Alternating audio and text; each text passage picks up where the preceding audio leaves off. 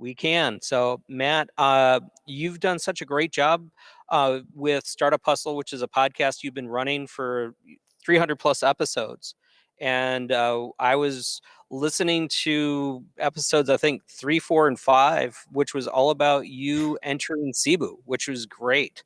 So, why don't you give some background about your company, why you chose Cebu, and what your plans are for the next 12 months? So, take it away, Matt. Sure. My name is Matt DeCourcy. I'm the CEO and founder and co-founder of Fullscale. If you want to learn more about us, you can go to fullscale.io.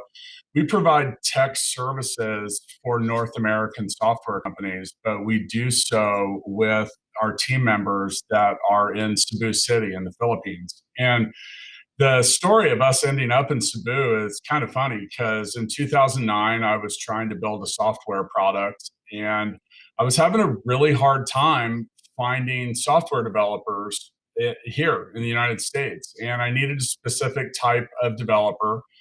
And I did a lot of research I found that the best place to find them was either in India or the Philippines. I didn't know anybody in India. However, my parents here in Kansas City had been doing business with a Filipino family for about 10 years. The guy's name was Dell, and I called him up and I said, Dell, it's Matt DeCourcy. I need to hire some software developers. And he said, Matt, you know I clean houses, right? I said, yeah, I get that. So I started asking him about where I should go in the Philippines to look for some help. And Manila was my default response and answer to that because that was basically the only city that I could name in the Philippines. And he said, no, Matt, you need to go to Cebu. Cebu is like the Silicon Valley of the Philippines. I did some more research and ended up placing some job ads. And, overall, it had gone so well that, 10 years later, I ended up starting Fullscale with my current business partner. And today, we have nearly 200 employees in Cebu City. I've been there 6 or 7 times in the last couple of years. I'm looking forward to going back when the pandemic's over. But overall, when it comes to my business and my family, I consider everyone that we work with in the Philippines to be an extended part of our family. I have enjoyed every part of all the people that we know there and have got to know there, and the business we've built there, and the future business that we plan on building. Some of the things that I've really enjoyed when it comes to doing business with and in the Philippines is I've always defined it as being user friendly and user friendly for Americans, meaning English is the official business language of the Philippines, and it's most of the people there do speak English, and that's made it a lot easier on myself and on our clients. So overall, it's been a really favorable experience, and I'm looking forward to everything that we do there in the future.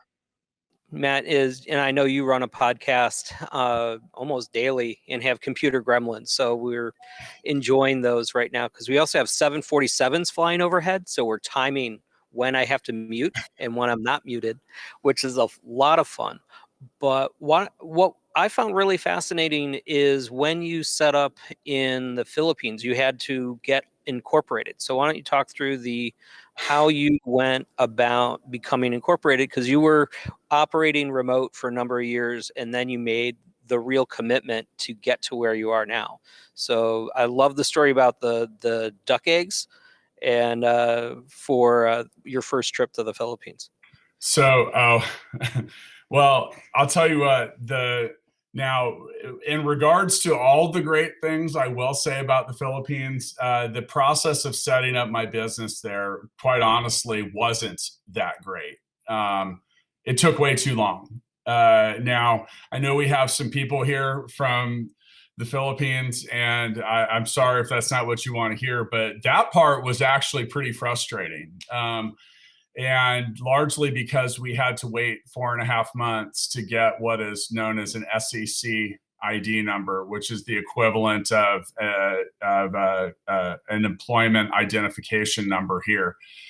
So that actually slowed us down. And we had quite a bit of problems and issues that we had to go through. Now, once we got through that, things were great. We have participated in, we are part of a program that the Philippines runs known as PEZA, and that has created some economic incentives and advantages for us to grow and expand our business. I think the story that you're talking about with duck eggs, which is known as balut, there was all of my employees on my first trip were giving me a hard time and telling me that I had to eat balut, which is fermented ducks that are still in the egg. And I think that our friends that are also presenting from the Philippines, they'll tell you that they like it, but I don't believe that anyone really does.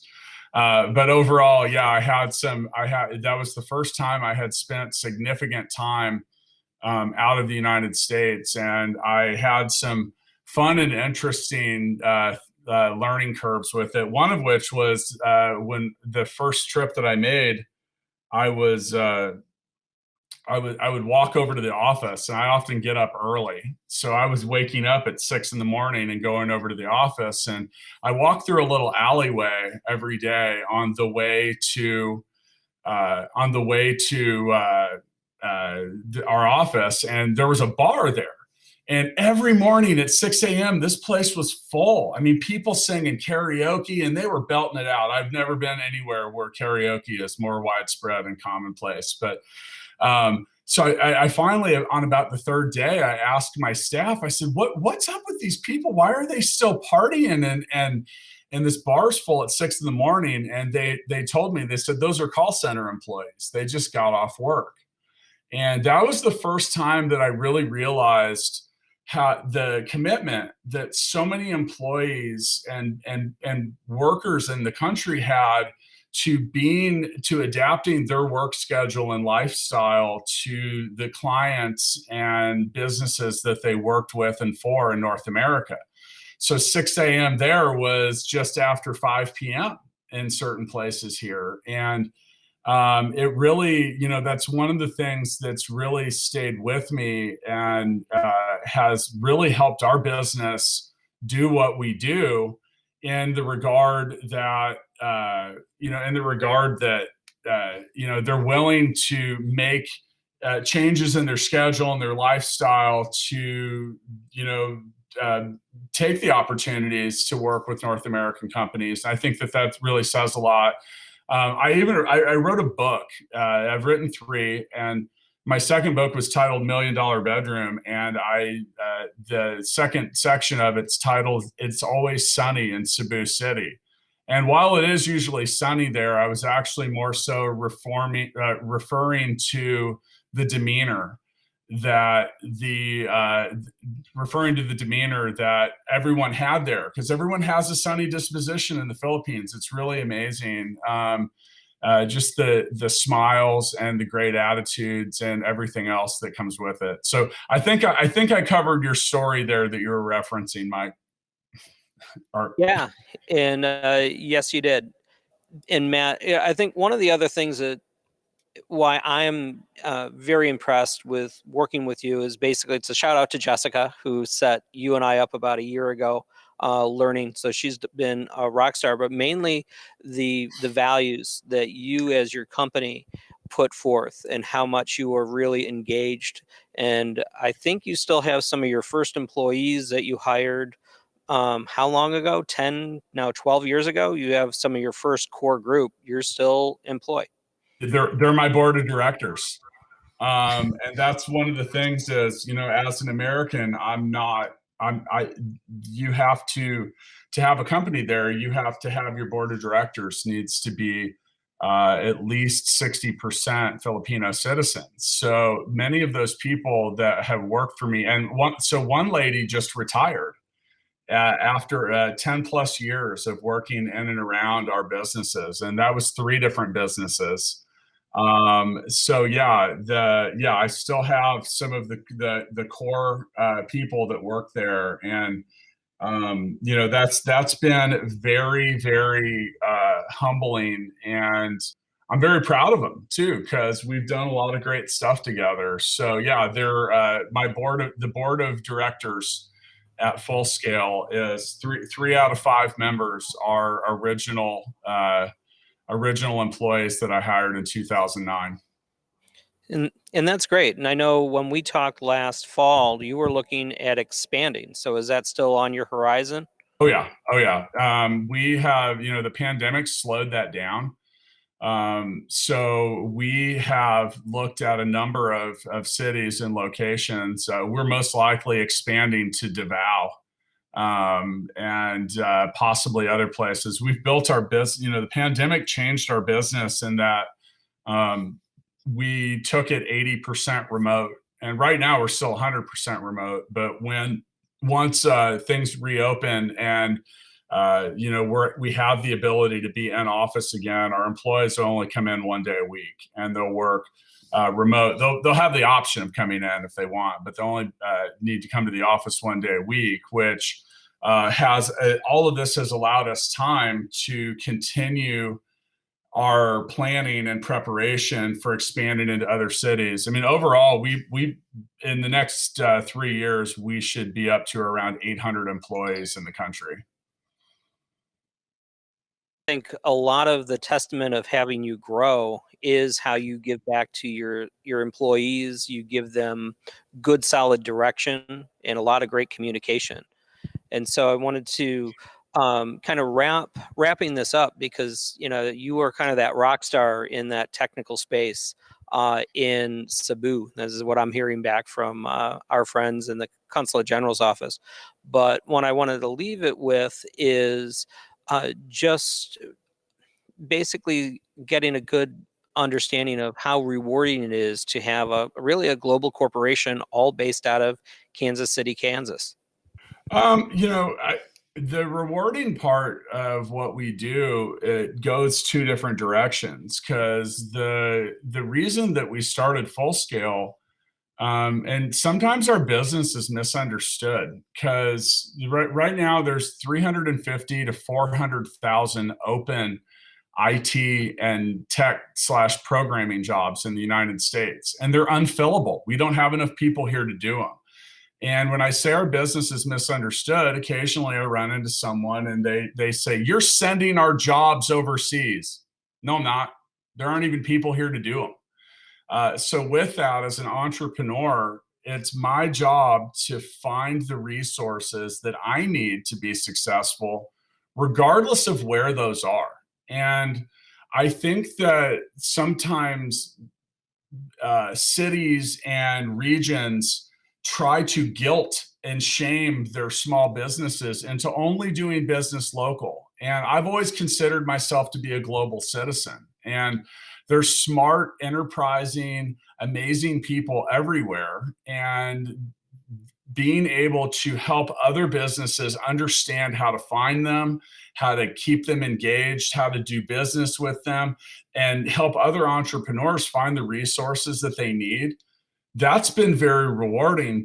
And then when we go over to the Philippines, the thing that's been amazing there is just watching the people, the 200 people that work with us, and how they're taking advantage of the opportunity that we're providing. And it's such a circular